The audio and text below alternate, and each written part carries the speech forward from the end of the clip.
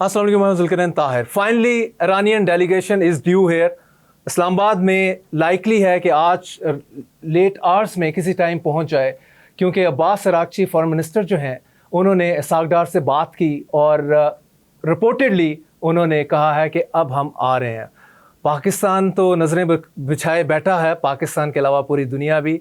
Last Monday को expected थे, लेकिन उसके बाद जो मामलात होते गए, जो मिसगिविंग्स हैं या मिसट्रस्ट है विद यूएस ईरान का, उसके बाद ये डेलीगेशन जो है ईरान का वो अपना आने का जो शेड्यूल है उसको डेफर करता गया। और फाइनली अब आज रात अगर पहुंचते हैं तो पॉसिबिलिटी है कि कल सैटरडे में बातचीत स्टार्ट हो और प्रॉपर राउंड में भी सैटरडे नाइट को या पॉसिबली संडे को मुमकिन है, क्योंकि उधर से फिर जेडी वेंस उनके डेलीगेशन ने भी फिर पाकिस्तान पहुंचना होगा। क्योंकि कई मरतबा ये हुआ है, जेडी वेंस साहब सीढ़ियाँ चढ़े हैं तैयारे की, फिर उतर गए हैं, पता चला कि ईरानी डेलीगेशन नहीं आ रहा। ये काइंड ऑफ जो अनसर्टन सिचुएशन है पूरा वीक जो है वो प्रवेल करती रही। और वैसे बाय द वे सबसे ज़्यादा सफ़र जो किया है वो ट्विन सिटीज़ के रेजिडेंट्स ने किया है, इस्लामाबाद और रावलपिंडी के, जो कि ब्लॉकेट रही है। रेड जोन टोटल ब्लॉक, उसके अलाइड जो बाकी जोन है हरे भरे नीले, वो जोन भी ब्लॉक रहे। और इसके नतीजे में क्या है जी, हम एक्सपेक्ट कर रहे हैं कि ईरानी डेलीगेशन आ रहा है, अमेरिकन आ रहा है, लेकिन हमें भी सही तरह से मालूम नहीं था कि कितना टाइम लगेगा। इस चक्कर में हमने हर चीज़ ही ब्लॉक रखी जो कि नहीं रखनी चाहिए थी। अनलेस के फाइनल वर्ड्स आ जाते फ्रॉम बोथ साइड्स तो उसके बाद हम इसको करते तो ज़्यादा बेहतर था। और इस सारी सूरत हाल में जो डोनाल्ड ट्रंप साहब का रोल है वो भी बड़ा अमेजिंग है। एक मुसलसल उनके एक दिन की स्टेटमेंट कुछ और, दूसरे दिन की कुछ स्टेटमेंट कुछ और। आज उनका स्टेटमेंट यही है कि अब नए हरमूज़ के ऊपर टोटल मेरा कंट्रोल है, टोटल कंट्रोल कर लेता है तो फिर आप क्या करने जा रहे हैं, मुज़ाकरात आपने क्या करने हैं। दूसरी जानिब ईरान ने कहा कि जब तक आप इसका मुहासरा नहीं छोड़ेंगे हम आपसे बातचीत नहीं करेंगे।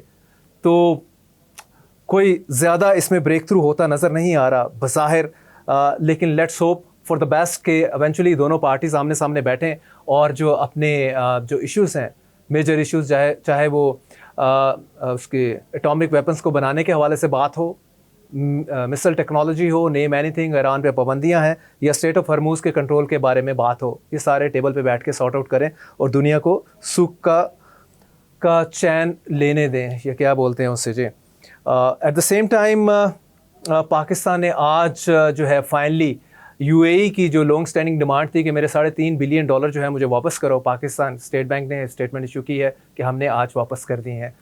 तो आई होप कि UAE would be sitting quite pretty in that rather satisfied. सुकून आ गया होगा, पैसे मिल गए हैं पाकिस्तान से, कोई उनका क्राइसिस जो है फाइनेंशियल इससे ओवरकम हो जाए। साथ में बात करूंगा जो लेबनान में इस टाइम जो है बम्बार्टमेंट तो ऑफ एंड ऑन कर ही रहा है despite the seize fire Israel, लेकिन जो लेटेस्ट वायलेशन में उन्होंने लेबनान की जर्नलिस्ट अमल खलील को जो है वो शहीद किया, इसके ऊपर पूरी दुनिया में जो है इस condemnation is pouring in, specially Pakistan से भी बहुत है। और लोग कह रहे हैं कि this is a war crime और इसराइल को और जो रिस्पॉन्सिबल है उसको इसके तहत ट्राई करना चाहिए। तो लेट्स सी, आप ईरान और अमेरिका के मुज़ाकरात होते हैं इन ए कपल ऑफ डेज़ और उसका क्या आउटकम निकलता है।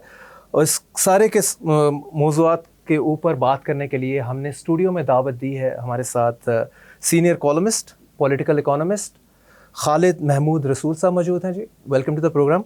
लंदन से हमें सीनियर जर्नलिस्ट शहरबानो खान साहबा ने ज्वाइन किया है। शहरबानो साहबा, welcome to the programme as well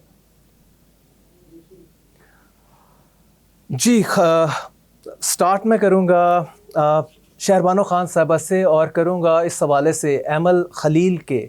आप भी वुमेन जर्नलिस्ट हैं शहरबानो साहबा, आप बहुत ज़्यादा condemnation pouring in world wide जो अटैक टारगेट किया है अमल को, तो बताएं कि इसराइल को नेतन्याहू को ट्राई करना चाहिए। Already international court of justice में तो उसके अरेस्ट वारंट भी निकले हुए हैं।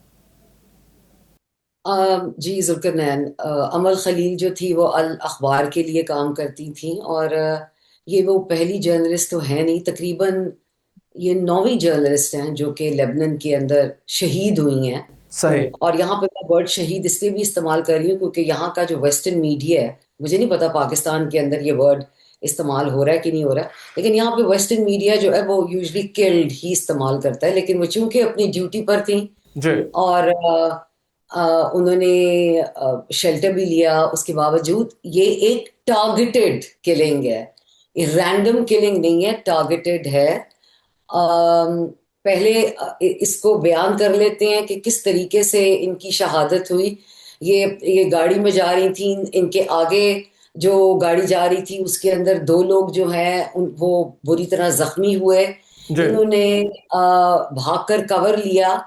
लेकिन जो कि इम्पोर्टेंट बात ये है कि इजराइल ने बजाय इसके कि वहां पर एक दफा ड्रोन फेंक के वापस चला जाता, इस जिस तरह अल जजीरा डिस्क्राइब करता है कि it was a double tap attack, यानी कि दोबारा उन्होंने अपने रेडार अपने सैटेलाइट से देखा कि यह खातून कहाँ है, और जहां पे ये शेल्टर इन्होंने जहां पे इन्होंने रेफ्यूज लिया वहां पर उन्होंने दोबारा ड्रोन से हमला किया, और उसके बाद ये रबल में पड़ी हुई थी काफी घंटे, जो कि एक बहुत अजियतनाक बात है।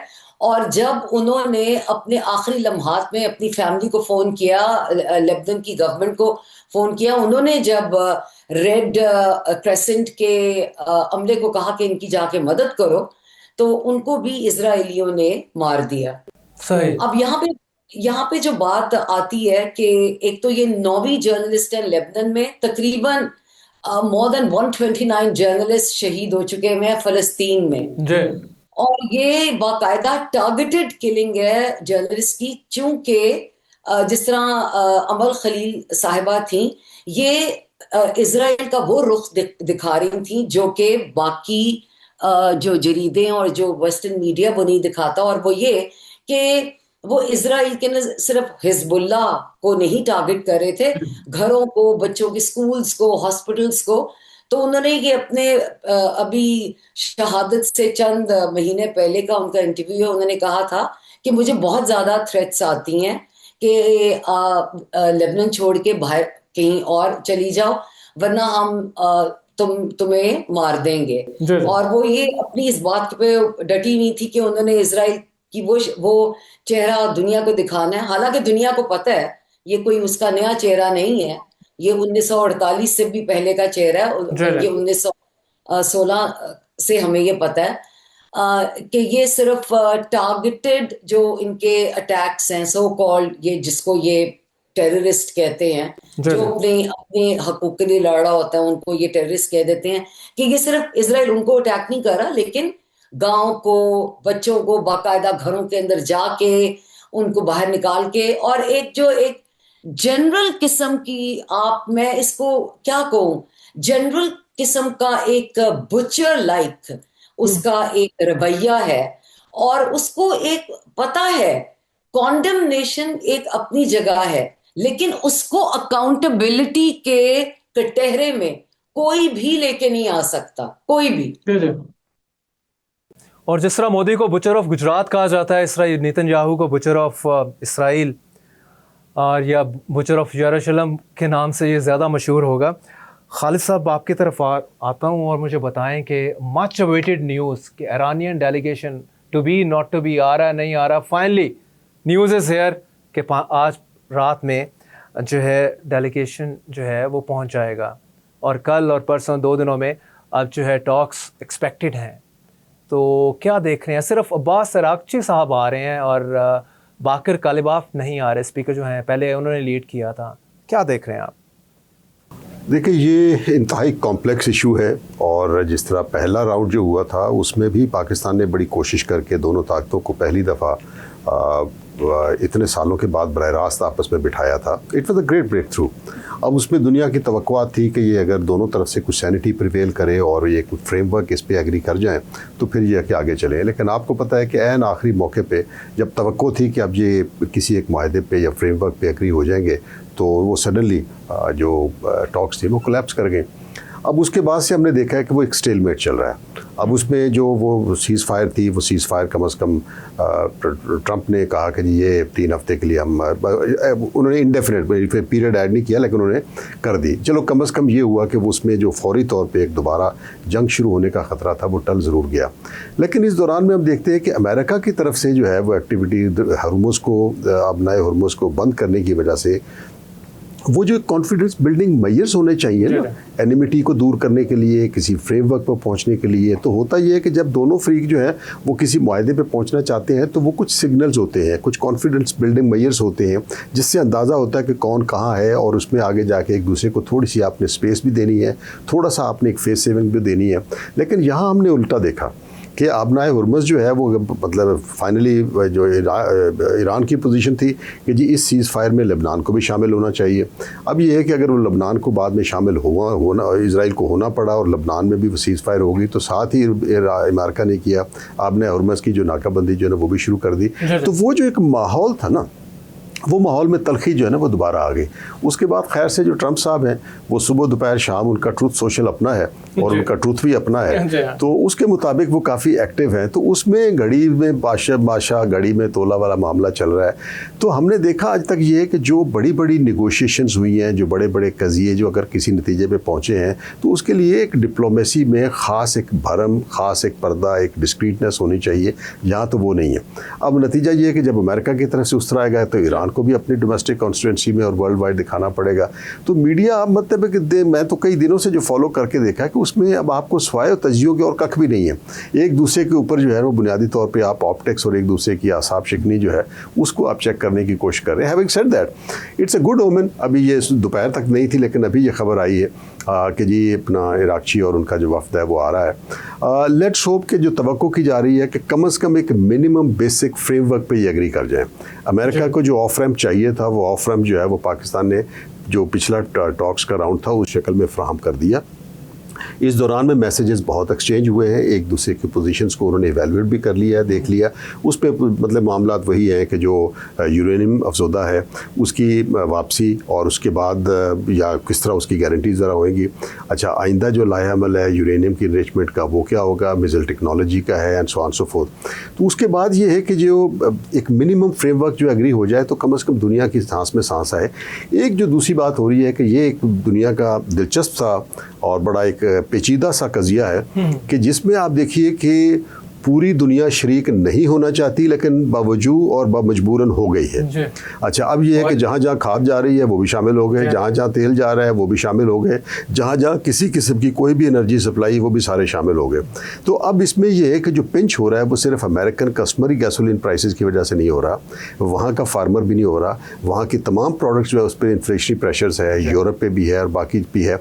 तो लिहाजा लेट्स होप। लेकिन जो नज़र बज़ाहिर आ रहा है वो ये है कि क्योंकि ये दोनों पार्टीज़ आपस में कर रही हैं, Israel has always played a spoiler's role. So let's see कि वो स्पॉइलर जो है वो इनको किस हद तक एग्री होने देगा या एक स्पॉइलिंग की एक नया मरहला या नया राउंड स्पाइरल जो है ना वो शुरू हो जाएगा। So let's keep the hands fingers crossed. Spoiler के ऊपर तो मैं पूरा आपसे इसकी डायसेक्शन करवाऊंगा। शहरबानो साहब मुझे बताएं कि अमेरिका प्राइमरीली अब क्या चाह रहा है ईरान से, जो पिछले फर्स्ट राउंड में उसे नहीं मिल पाया, कि आप सेकंड राउंड में, पॉसिबल सेकंड राउंड में अगर ये बैठते हैं तो वो क्या ईरान से रिसीव कर लेगा? जुल्करनैन, यहाँ पे मैं एक चीज़ ये बताना चाहती हूँ कि डॉक्टर मरंदी जब भी किसी इंटरव्यू में आते हैं कहीं भी, तो वो एक किताब का जिक्र करते हैं, गोइंग टू तेहरान, जो कि फॉर्मर 2 CIA के ऑपरेटिव्स इन ईरान ने लिखी थी। अगर वो किताब मैंने पढ़ी है, अगर हम उस किताब को पढ़ लें तो हमें समझ आ जाएगी कि यूनाइटेड स्टेट्स क्या चाहता है, जो कि वो डे 1 से चाहता है, 1979 की रेवोल्यूशन से चाहता है। क्योंकि अभी भी जो बर्लिन के अंदर रजा शाह पहलवी को ये लेकर गए हैं, उसने जो बात की है वो एक बड़ी तकलीफदेह बात है, क्योंकि उसके अंदर बहुत ज्यादा इजरायली और अमेरिकन जो उसकी बैकिंग है वो नजर आती है कि जितने भी लोग मरे हैं, अव्वल तो ज्यादा मरे नहीं हैं, और अगर जो शहीद हुए हैं वो कोलैटरल डैमेज है। तो रही बात कि अमेरिका क्या चाहता है, मेरा नहीं ख्याल अमेरिका रजा शाह पहलवी को वहां पर लाकर इम्पोज करना चाहता है या इंस्टॉल करना चाहता है, क्योंकि वो हो नहीं सकता। अमेरिका किसी भी सूरत ईरानियन जो गवर्नमेंट है उसको वो डिस्टेबलाइज करने की कोशिश तो कर सकता है, लेकिन उसको आप ये समझ लें कि उसको डिस्टेबलाइज कर सकता नहीं है। उसकी जो, क्योंकि जो ईरानियन रेवोल्यूशन सिर्फ 1979 में तो आपको नजर आई है, जी रेवोल्यूशन तो 40s 50s से इनकी थी, अगेंस्ट अगेंस्ट मोनार्की, अगेंस्ट ये जो ब्रिटिश और यूएस इन्फ्लुएंस था। तो कहने का मेरा मतलब ये है कि अमेरिका क्या चाहता है। अमेरिका ये चाहता है कि पूरी दुनिया के ऑयल रिजर्व्स हैं, ऑयल के जो पोर्ट्स हैं, ऑयल के जो वाटरवेज हैं, उसके ऊपर उसका कब्जा हो। आपने वेनेजुएला में देखा है, आपने देखा है, आप क्यूबा की अगर इस वक्त हालत देखें तो वहां पर 3-3 4-4 दिन बिजली नहीं होती। जी तो अमेरिका को फेस सेविंग चाहिए, like a spoiled and childish child, जो कि ईरान उसको दे नहीं रहा। अब फेस सेविंग का मतलब ये है कि भाई मुझे कुछ तुम दुनिया के आगे इतना रुसवा मत करो, मैं पीछे जाने के लिए तैयार हूं, लेकिन तुम पहले आगे बढ़ो। अब वो दिन चले गए, क्योंकि ईरान ने ये बता दिया है, तकरीबन क्या 1.5 माह की जंग हुई है, तो 1.5 माह की जंग के बाद ईरान ने बताया कि ना सिर्फ यूनाइटेड स्टेट्स का वो मुकाबला कर सकते हैं, वो इजराइल का कर सकते हैं, बल्कि उनकी जो मुसलमान जीसीसी अरब एमिरेट्स हैं, उन्होंने भी अपने जो बेसिस प्रोवाइड किए हैं, तो वो उनके आगे भी नहीं झुके। अमेरिका की यहाँ पे जी सबसे जो बड़ी यहाँ पर जो उसका जगुलर आप कह लें, जो उसका यहाँ पर इशू है वो ये है, और वो ईरान ने दबाया हुआ है, और वो है स्ट्रेट ऑफ हॉर्मुज। क्योंकि देखिए ब्लॉकेड बाहर से करने का मतलब ये होता है कि वो अंदर नहीं आ सकता, within within the jurisdiction of Iranian waters वो अंदर नहीं आ सकता। तो वो कहीं दूर दराज खड़ा हुआ है और लोगों को सबको कह रहा है कि तुम लोग अगर नजदीक भी आओगे तो मैं तुम्हें नहीं आने दूंगा, क्योंकि मैंने ब्लॉकेड किया हुआ है। और अगर ब्लॉकेड, विच मीन्स कि ईरान ने ब्लॉकेड नहीं किया हुआ था, ये यूनाइटेड स्टेट्स ने की है। कई लोगों का ये तासुर है कि इराक़ची ने जब बयान दिया कि स्ट्रेट ऑफ हॉर्मुज बिल्कुल खुल गया है, तो उसके बाद ब्लॉक कर दिया गया, हालांकि ये ब्लॉकेड यूनाइटेड स्टेट्स ने खोला था। तो यहाँ पे जो मोस्ट इंपॉर्टेंट पार्ट ये है कि इस वक्त यूनाइटेड स्टेट्स की जो इकोनॉमी है वो इतनी कोई अच्छी नहीं है, उनको शायद चाइना से लोन लेना पड़े to the tune of nearly $1 trillion, क्योंकि उनके जो वहां पे बॉन्ड्स होते हैं, जो रिजर्व बॉन्ड्स हैं, कोई भी और कंट्री खरीदने के लिए तैयार नहीं है। I am not an economist, मैं आपको सिर्फ एक जनरल सी आपको व्यू बता रही हूँ। तो यूनाइटेड स्टेट्स ने ये कहा है कि मुझे कोई फर्क नहीं पड़ता स्ट्रेट ऑफ हॉर्मुज से ऑयल आए या ना आए, क्योंकि मेरे पास बहुत ज्यादा है। लेकिन हमें यहाँ पर ये चीज देखनी चाहिए कि किस फॉर्म में वो ऑयल है उसके पास। क्या वो सॉफ्ट स्वीट क्रूड ऑयल उसी फॉर्म में है, उसी मटेरियल में है जो कि ईरान से निकलता है, या फिर जो टेक्सास से ये करते हैं, क्योंकि वो बहुत हैवी, और उसकी जो प्रोसेसिंग है, जो वेनेजुएला के अंदर भी जो उसकी प्रोसेसिंग होती है वो बहुत एक्सपेंसिव है। ईरान से कुदरती तौर पे जो ऑयल निकलता है उसकी प्रोसेसिंग के ऊपर इतना पैसा नहीं है। तो कहने का मतलब ये है जी, strait of Hormuz is the jugular vein जो कि ईरान ने दबाई हुई है। और जो इराक़ची साहब हैं, आप अगर उनकी किताब जो लेटेस्ट अभी न्यूयॉर्क टाइम्स के अंदर बेस्ट सेलर के तौर के ऊपर आ गई है, शहरबानो साहब इनकी किताब के बारे में बताइएगा। एक ब्रेक लेना चाह रहा हूँ, ब्रेक के बाद आप पूछूंगा आपसे। यूएस ईरान कॉन्फ्लिक्ट के ऊपर जो है एक्सप्लोरेशन जी जारी रहती है एक ब्रेक के बाद।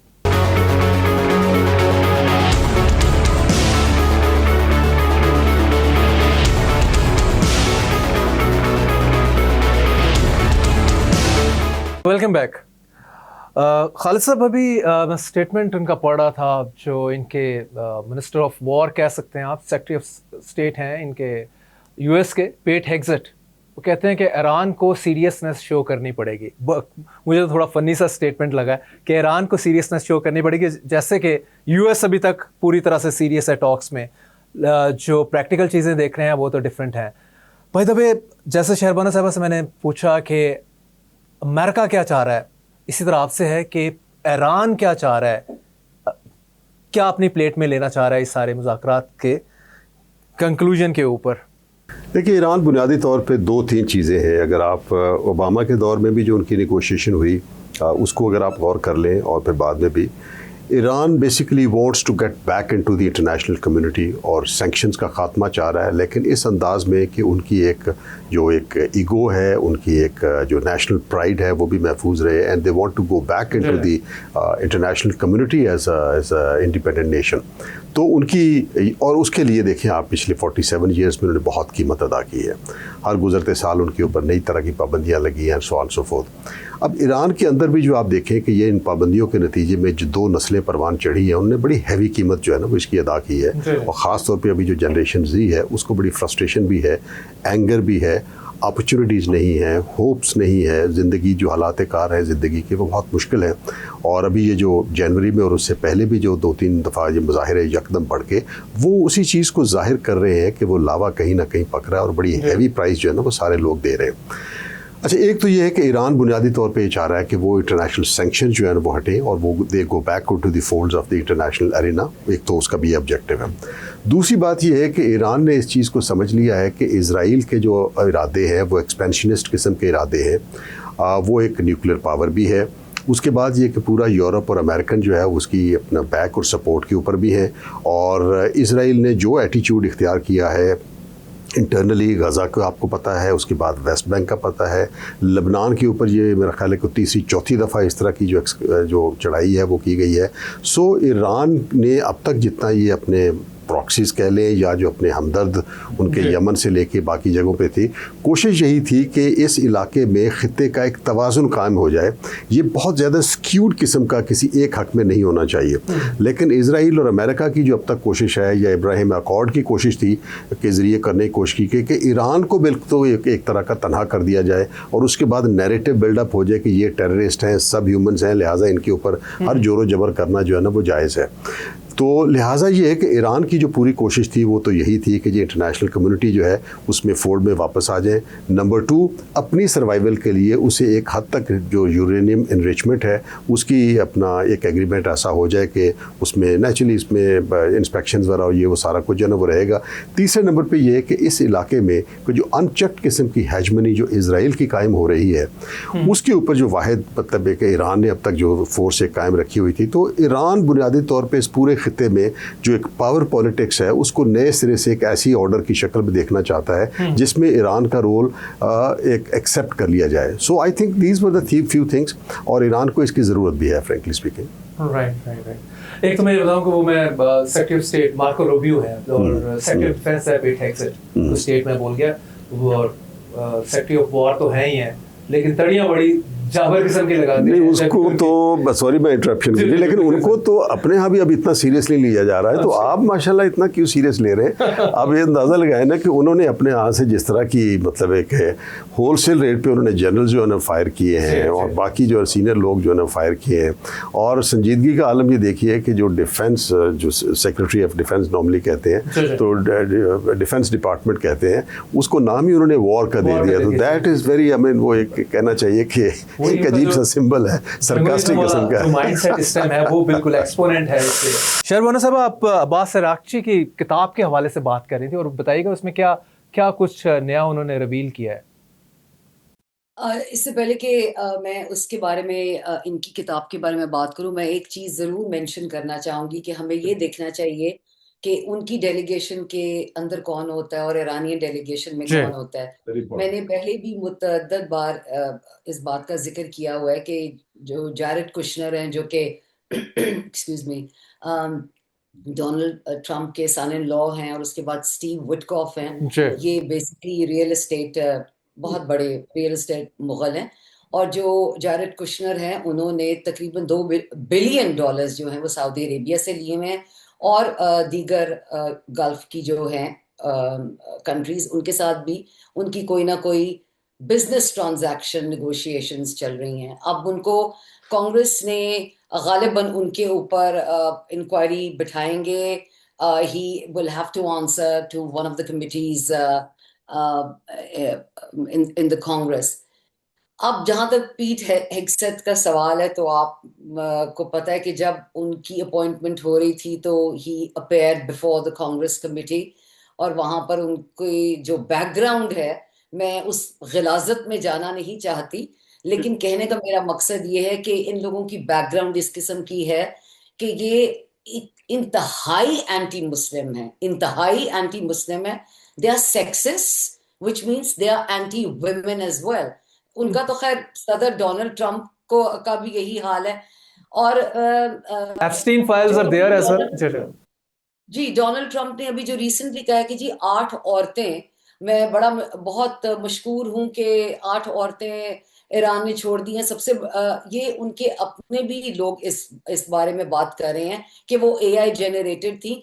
दूसरी बात ये है कि वेरी इंटरेस्टिंगली ना, कि डोनाल्ड ट्रंप को सिर्फ औरतें नजर आती हैं ना, बिकॉज उनकी बैकग्राउंड भी इस किस्म की है कि जिस किस्म की एप्स्टीनिज्म के को ये लोग फॉलो करते हैं। They don't follow democracy. They don't follow any other form of ideology. Their ideology is now Epsteinism. और उसके मुताबिक इनको औरतें नजर आती हैं, इनको सिर्फ बच्चियां नजर आती हैं, और बाकी जो, और इनको ये चीज नजर नहीं आ रही कि ईरान के ना हजारों बच्चे शहीद हुए हैं। और मोस्ट इम्पॉर्टेंट बात ये है कि दुनिया के अंदर इतना वाबिला नहीं मचा जितना मचना चाहिए था। जो 178 शहादतें हुई हैं इन स्कूल के ऊपर जो अटैक, 165 बच्चे शहीद हुए हैं और टीचर्स भी शहीद हुई हैं। दुनिया के अंदर मैं ये देखना चाहती हूँ कि वाबिला क्यों नहीं मचा गया। अब आते हैं जी पावर ऑफ नेगोशिएशन के ऊपर। आई एम सॉरी, ये इतनी ज्यादा एक पेनफुल दौर जा रहा है दुनिया के अंदर, जिसके अंदर हम लोग यहाँ पे बैठ के तज्जिया करते हैं और हम अपने अपने काम करते हैं। हमें ये देखना चाहिए कि ईरान इस वक्त किस किस्म की सिचुएशन में है। देखिए, ये इंटरनेशनल पॉलिटिक्स और डिप्लोमेसी की बात नहीं है। It is not about it's not about academia. It is not about international diplomacy. It is about their survival, their integrity. उनके लोगों की जानें जो हैं वो इस वक्त स्टेक पर हैं। अब वो किस तरीके से आते हैं, लोगों का ये ख्याल है जी ईरान भी खेल खेल रहा है, यूनाइटेड स्टेट्स तो खेल ही रहा है, ईरान भी खेल रहा है, उसको आना पड़ेगा क्योंकि यूनाइटेड स्टेट्स के ऊपर हमला नहीं हुआ, ईरान के ऊपर हमला हुआ है। तो नेचुरली जब आपके घर को तबाह और बर्बाद करने की किसी ने ठान ली होगी, तो घर के सरबराह जो हैं वो बाहर निकल के उस चोर और उचक्के के साथ बात तो करेंगे ना कि भाई तुम चाहते क्या हो। अब ना गोइंग बैक टू अरागची साहब की जो किताब है, ये बहुत इंटरेस्टिंग है, फारसी के अंदर उन्होंने लिखी है। आपको मैं एक बात बताऊं कि अगर ईरान के साथ यूनाइटेड स्टेट्स ने सिंस 1979 एकेडमिकली अगर डील करते तो आज कोई डील हो चुकी होती। यूनाइटेड स्टेट्स का कोई भी सदर ईरानियंस के साथ एकेडमिकली डील नहीं करता, क्योंकि वो ये समझते हैं कि एकेडमिया का मतलब है Harvard, Princeton and their Ivy League universities, which have produced people like Donald Trump, Barack Obama, and all those people who have been mentioned in the Epstein files. Pete Hegseth है, Jared Kushner है, वहां पर आपका बाकायदा एक दिमाग को training दी जाती है कि आप एलीट है, बाकी कचरा है। White supremacist as well. जी, वो भी तो उन्हीं से ही है ये व्हाइट सुप्रीमिस्ट। जी, व्हाइट सुप्रीमिस्ट तो इनके अनपढ़ भी हैं, क्योंकि व्हाइट सुप्रीमेसी तो हमारे मुल्क में भी है। आई एम सॉरी टू से। हाँ जी, ऐसे ही।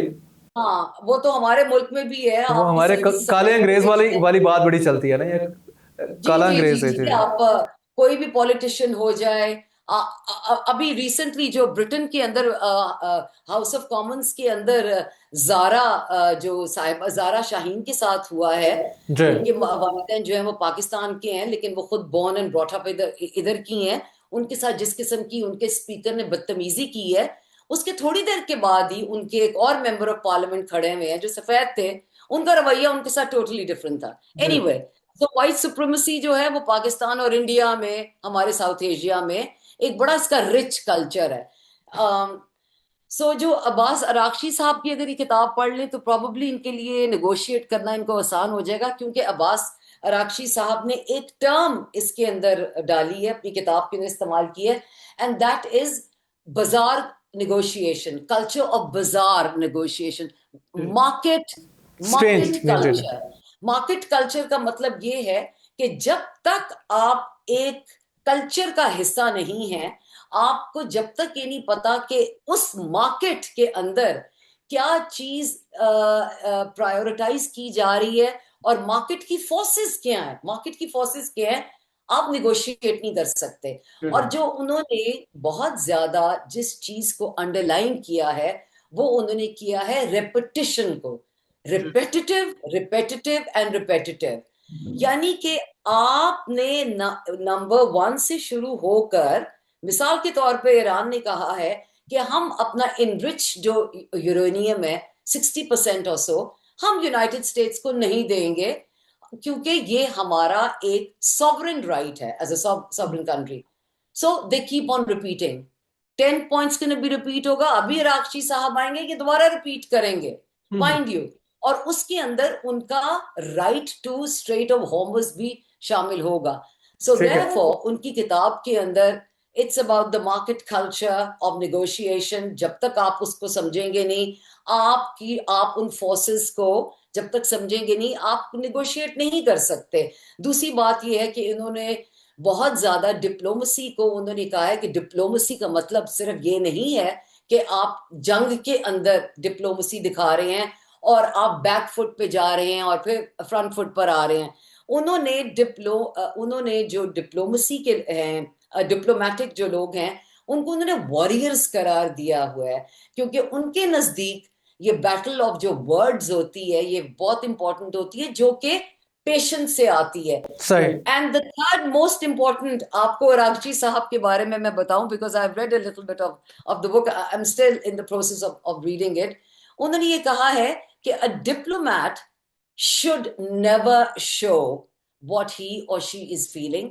आपने नोट किया होगा कि अरागची साहब जो हैं वो एक बहुत पुरसकून किस्म के इंसान हैं, और सिर्फ अरागची साहब नहीं, इनके जितने भी निगोशिएटर्स आए हैं वो अपने इमोशंस नहीं दिखाते, बिल्कुल, हालांकि हुसैनी है। राइट। खालिद साहब, आप पॉलिटिकल इकोनॉमिस्ट भी हैं। आखिर पे आपसे जानना चाहूँगा, $3.5 बिलियन हमने यूएई को आज वापस कर दिए, यूएई खुश होगा या क्या है? मतलब वैसे उसे पैसे की ज़रूरत थी, $3.5 बिलियन तो उसके लिए पीनट्स हैं। पाकिस्तान से अपने ताल्लुकात ख़राब करने की क्या ज़रूरत है इन दैट कॉन्टेक्स्ट? मतलब मैं थोड़ा डिप्लोमेटिकली क्वेश्चन कर लेता हूँ, कि कमेंट कर लेता हूँ कि नहीं, ख़राब नहीं, मतलब आफ्टर ऑल हमें पैसे की ज़रूरत होती है, अगर हमसे पैसे मांगेगा कोई तो हमें अच्छा नहीं लगेगा। नहीं, इसमें देखिए, ये पिछले कुछ 2-3 साल से मिडल ईस्ट में कुछ सख्तबंदियाँ हो रही हैं। उसमें आप देखेंगे कि यूएई और जो सऊदी अरेबिया है, दे वर वेरी क्लोज टुगेदर, लेकिन बाद में ये हुआ कि सऊदी अरब और कतर के दरमियान में महाजराई शुरू हुई। फिर कतर का एक मतलब गैर मुतवक्के तौर पे एक इकोनॉमिक ब्लॉकेज जो है ना वो भी किया गया, and so on so fourth. इस दौरान में ये हुआ कि जो यूएई है उन्होंने काफ़ी ज़्यादा जो सूरत हाल थी लिबिया की, सूडान की, सोमालिया की और यमन की, उसमें उसके फुटप्रिंट्स जो है ना वो काफ़ी देखे गए। Saudi Arab didn't like it. तो अगर आपको याद हो तो चंद हफ्ते पहले सऊदी अरब ने कहा था कि जी 24 घंटे के अंदर अंदर जो जितनी भी पर्सनेल है वो यमन से यूएई की निकल जाए।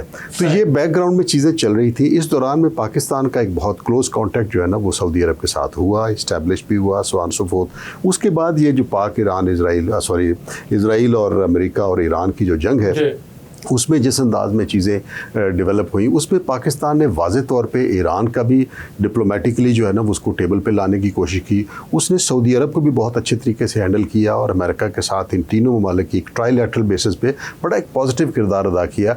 यूएई को वो किरदार पसंद नहीं आया क्योंकि यूएई का ख्याल है कि वो कोलैटरल डैमेज उससे बहुत ज़्यादा हुआ।